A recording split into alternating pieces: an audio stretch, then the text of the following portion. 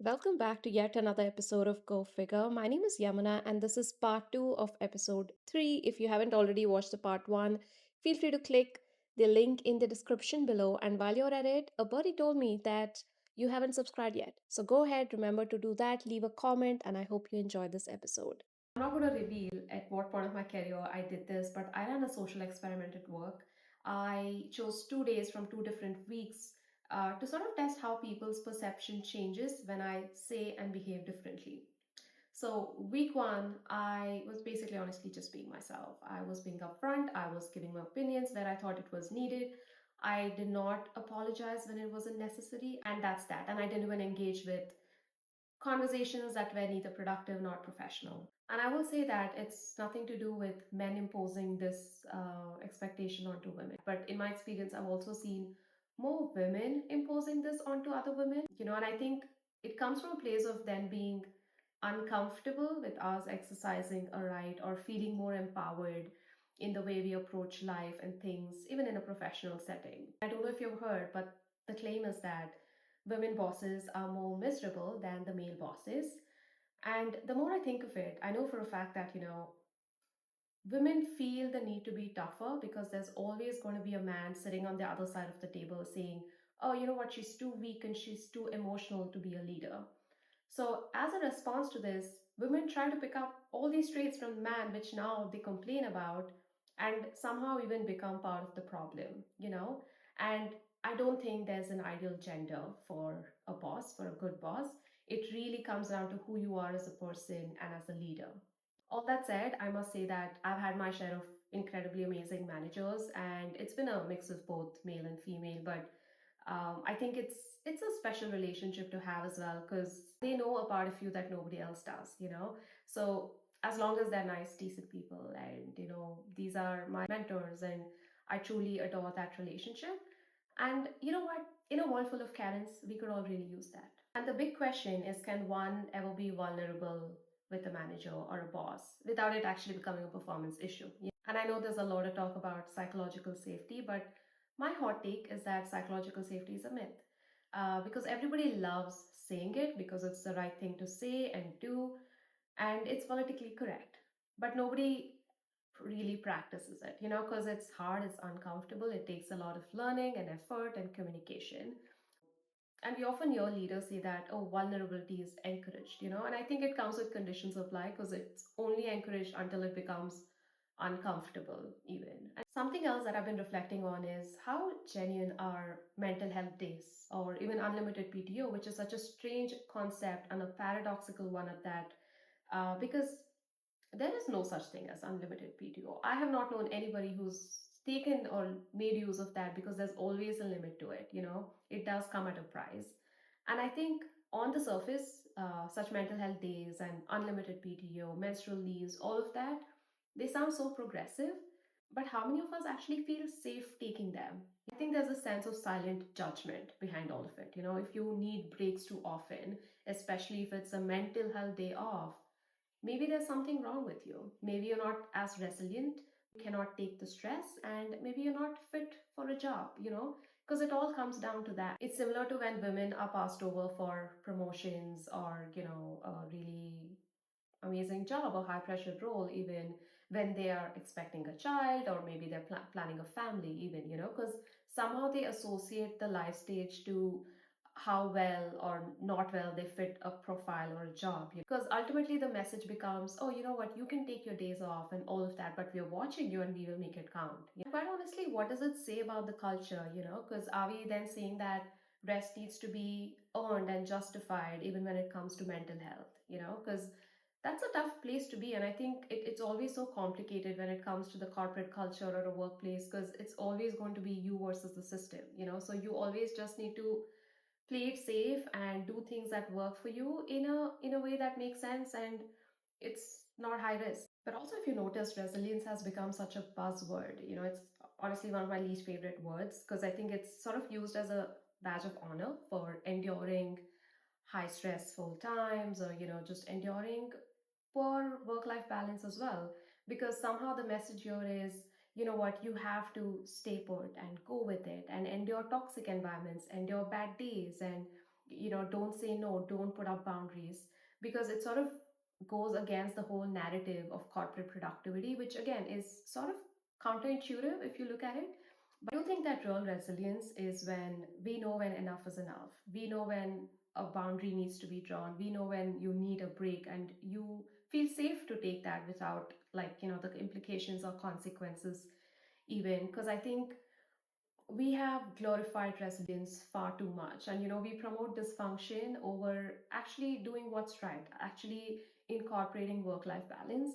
And especially, I think, in India, there is no concept of work life balance. Like, even when I worked there, I was working.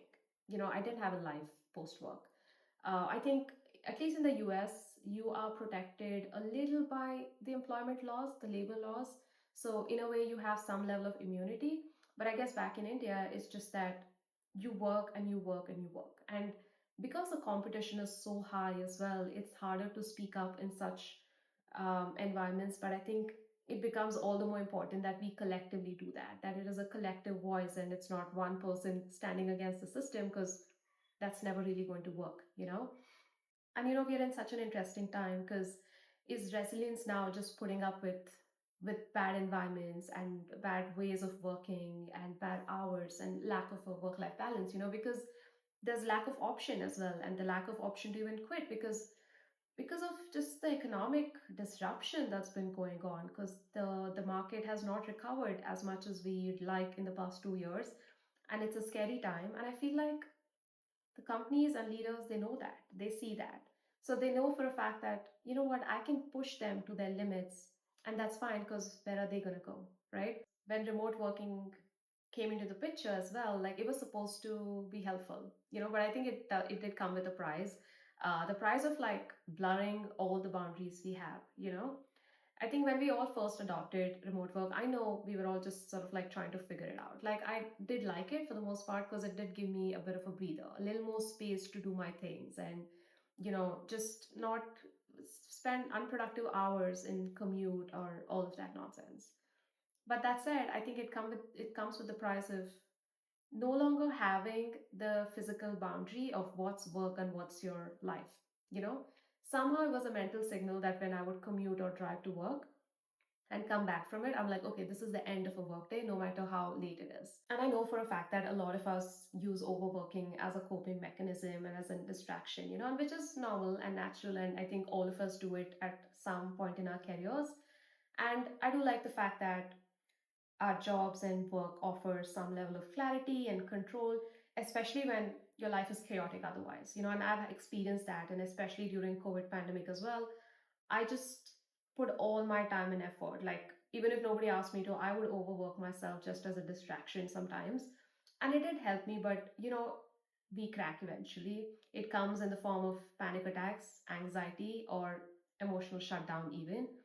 And the funny part though is, through all this, the only people benefiting out of this is your organization, is the corporate, because for them it's more work and the same pay or the same resources, and they didn't have to do anything about it. But the minute you crack or you shut down, that's suddenly a you problem, and that's going to be used against you. So I think it's important that we take ownership of things that we do and don't do, and you just got to look out for yourself, because nobody else is going to, especially not in a corporate space. I know that as we grow up, we all let go of our hobbies just a little bit. But if there's anything that you could take away from this pod, let it be that you need to go back to your hobbies or find new ones. It could be anything, literally anything, big or small. Maybe you like some form of art, maybe you like currency collection, you want to collect stamps, you want to just paint or anything. Just spend some time to it and be intentional about it. And it's okay, you're going to have good and bad days, but I think it's so important to do that, just to be a little more perspective to life. When you invest in yourself and when you spend time doing your hobbies and things that give you a little joy, I think it reminds you that life isn't just a job. Life isn't just paying bills and, just doing all the things that make you a responsible adult, but it's also about, I think, enjoying your day to day and having something to look forward to, and doing things that bring you joy. And even if that means It's a silly mandala painting or whatever, because I was into it at one point and it's the best stress buster you could ever ask for. So go back to it, find something or pick something that you've already left off. And I think you will see how that gradually shifts this, even the whole mindset of how you're not your job, because now you suddenly have a well rounded life. As we come to the close of this episode, I do want to say that, 2 generations ago, mental health was not even part of like regular vocabulary. And things like burnout and anxiety and depression, if used at all, they were quite honestly used in like medical context or used to stigmatize things. And I think it was seen more or less like a binary, like people are either fine or they're crazy. Today, we understand it as a spectrum, we understand emotional regulations, we understand boundaries, we understand neurodiversity. And while it has not fully sort of penetrated into the corporate culture and the corporate space, I do think there's been so much progress in reflecting on how we see mental health and why is it increasingly important in this day and age. And I can only hope that it gets better from here, and this is my bit in doing to push that forward. With that, we come to the close of this episode. I hope you enjoyed this episode and will remember to pick a hobby or go chase that long lost hobby. Thank you for watching and see you soon.